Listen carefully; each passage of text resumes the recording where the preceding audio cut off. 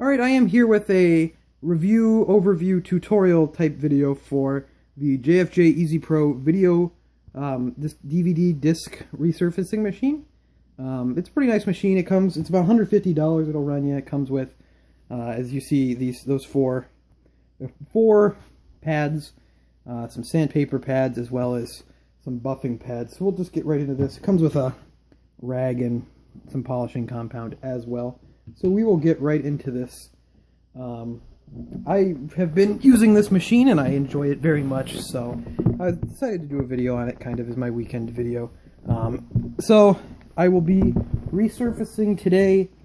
Sorry for the camera work, this is about the best I can do. I will be resurfacing this copy here of Tokyo Extreme Racer for the Sega Dreamcast. You might not be able to see it, it is pretty scratched up. But we are going to get rid of those scratches to the best of our abilities here. I just did everyone a favor, and I already put on the polishing compound just to save time. What you do here is you unscrew this little thing. This is not unscrewing. There we go. It's hard to do with one hand. I gotta kind of support this tripod here for a second while I show up top here. You got to put this on here. I'm not going to screw it back on. Whoa. Alright, you're going to put this right up top here. Make sure that's nice and screwed in.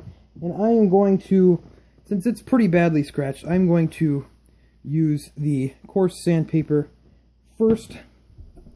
So let's get that, just place it right here in there. It is now positioned in there. I will close the lid, make sure it's shut all the way. Power this thing on. I should probably do that. Power button's right there. And we'll go from here. For sandpaper, you do 10 seconds, so I will do this for 10 seconds. You see it's kind of, you can't really see it, but it's spinning around in there both pretty fast. Once that is done for 10 seconds, we will move on. So as you can see, the disc is sanded all up now, kind of looking a little rough, but we will now remove the coarse sandpaper and we're going to take a look at the softer sandpaper. So let's put that on here. And same thing, just 10 seconds on the softer sandpaper as well.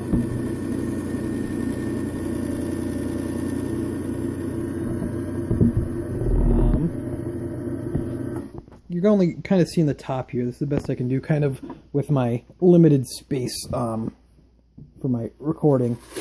So that's it, sandpaper there. Now we got it all sanded. Obviously that's still not going to play with that sanded, so we got to buff it out.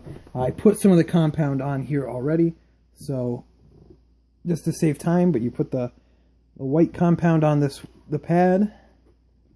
It comes with a few pads, and then I have a few extra ones, and I'll talk about that in a minute.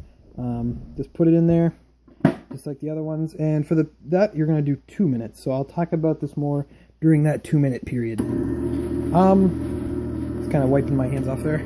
I'm really impressed with this machine. It's pretty inexpensive for the quality of work it does. Like I said, it's about $150, which I think is, pretty cheap for a disc resurfacing machine. They can run you a lot of money if you're going for a more professional grade one, so I'm fine with this. I would get a lot of discs, because I do a lot of game stuff. I would get a lot of discs at yard sales or flea markets, the like, that, or pawn shops that just wouldn't work. And now I don't have to go out, and if I want it resurfaced, have to pay someone else to resurface it. I just have this nice, easy machine. It's really easy to use as well. I enjoy it. I received my first unit, and it was dead on arrival, so keep that in mind. It did not power on or do anything. However, I did keep it was easy. I called them up, their support. They emailed me right away like just a shipping label to ship it back to them, and I got a new one like a week later. So I mean, that week of downtime was inconvenient, but it's not like I needed it immediately. So I'm pretty impressed, however. So yeah, it wasn't too bad that it was dead on arrival, but still the fact it was dead on arrival is not so great. Yeah, I've saved a bunch of discs that were before dead, and I got them looking pretty nice now. So I can't do much better than that. I think it's a nice machine for what it is. It's pretty inexpensive. It's more of just someone like me, just a home use kind of thing that needs it. I'm sure if you have a game store, if you're just starting out, maybe this is a good machine, and that's just finished up. If you're just starting out, this might be a good machine, but I believe that if you might want to go for a more expensive one, because this isn't a perfect machine, but for the price and for, what it is for, it's pretty good. Alright, now that that's clean, I want to clean this disc off of the white stuff before I get rid of the, before I put the blue pad in. So I unscrewed that there. You didn't see that because it's not important. Disc's already looking pretty nice. As you can see, there's some of the white polishing stuff on there, but just that wipes right off. Yeah, I've saved a couple discs. Because I'd have these like games that I'm like, I could sell these on eBay or add these to the collection that just don't work. Like I had a copy of Star Wars Battlefront on the original Xbox. Spyro 2, Ripto's Rage. I'm trying to think of other stuff. Oddworld, even like Oddworld Munch's Odyssey, which isn't an expensive game, but it's one that I found at a garage sale that I just couldn't add to the collection because it didn't work. So it's nice to be able to do that. I think this is a very, very, very nice machine for that purpose. And it's very easy to use, like I said. I'm saying a lot of praises here. I'm not sponsored by any means. I'm not sponsored by JFJ. I just really think this machine is a good machine here. But yes, now that this is cleaned off, you can see there's still some scratching and stuff on it, but it looks a lot better. So now I'm going to put it back on, and I'm just going to screw this back on, so give me a second. You're not missing anything exciting, I promise. I'm going to screw this back to hold the disc in place, and then I will put the blue pad on. Yeah, I think this is a nice machine. It'll be really come in handy. The polished stuff is pretty expensive.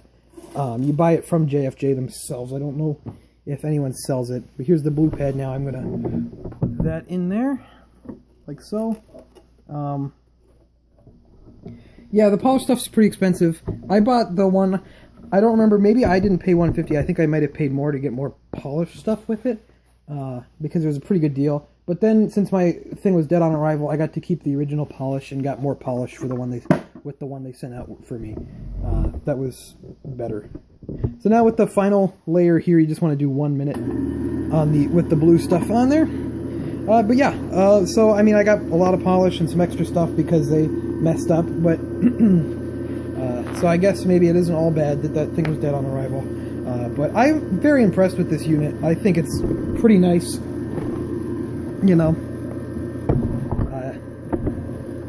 Here it is going for the last minute here. And then after that, I will pause the video and then come back and see if the system worked, if the game worked. Because I've had a pretty good rate of working. One game I had didn't work, but it was just a Dragon Ball Z game that wasn't worth too much, and it seemed like it had some problems with the disc other than just this being scratched up. I also, for some reason, I think it's just my original Xbox, but I got some original Xbox games did not work on the original Xbox, but worked on the 360. I think it's just my Xbox, because I think it's starting to die or something. But I got some PS1 games to work. I got one PS1 game that didn't start up at all to start up, but some of the cutscenes skip because it still has some scratches, but I will work on that one some more. And this disc's looking nice. So as you can see here, here's the disc. I will clean this off. Then I will pause the video and I will see if this disc works. Because it did not originally work for me. I got this really cheap. And I am a collector. I'm trying to collect every Dreamcast game, so that is why I bought this game. But yes, I would say I recommend this system. Now let's see. Let me see if this is a big bust. I'm going to be angry. So I'm going to pause this video real quick, and I will come back with the disc, seeing if it works. All right, we're going to see if this copy of Tokyo Extreme Racer now works. So let's see if it boots up. That good old loud Dreamcast laser. Nothing better.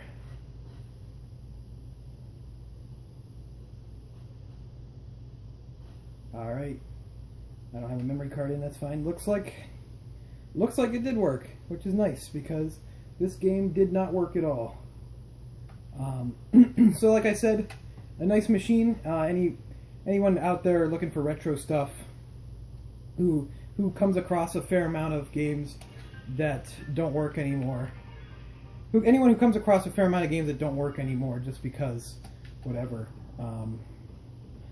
they're scratched up, I'd say this is a good machine if you come across a lot of stuff, you know, weekly, just multiple things a week that you can't get working, or even stuff that you want to just touch up in your collection and maybe not just sand it, but maybe just buff it out to make it look a little better.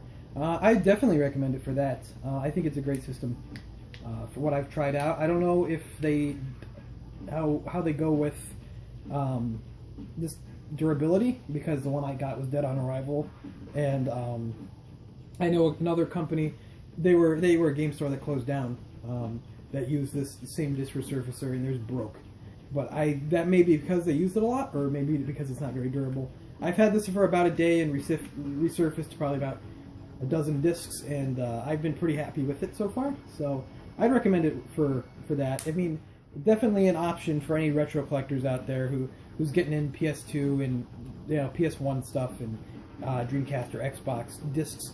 You can buy a special disc for the small GameCube, like a special add-on for the small GameCube stuff, but I do not have that. I think there's a way to get around that, not having to buy the small little disc.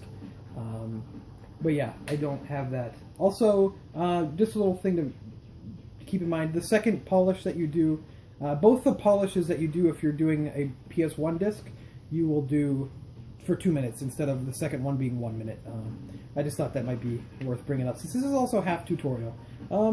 Yeah, I'd like to thank you for watching. Sorry for kind of shoddy camera work, just because it's a little hard with my limited space and how everything works and how I had to work with the machine to get it really well. But yeah, I'd like to thank you for watching. Make sure to check out some of my other videos. Make sure to leave a like if this was helpful and helping you decide to buy this, or if you just enjoyed.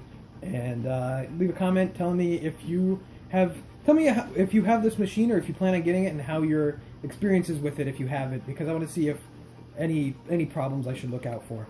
Yeah, but I'd like to thank you for watching, and I will see you next time.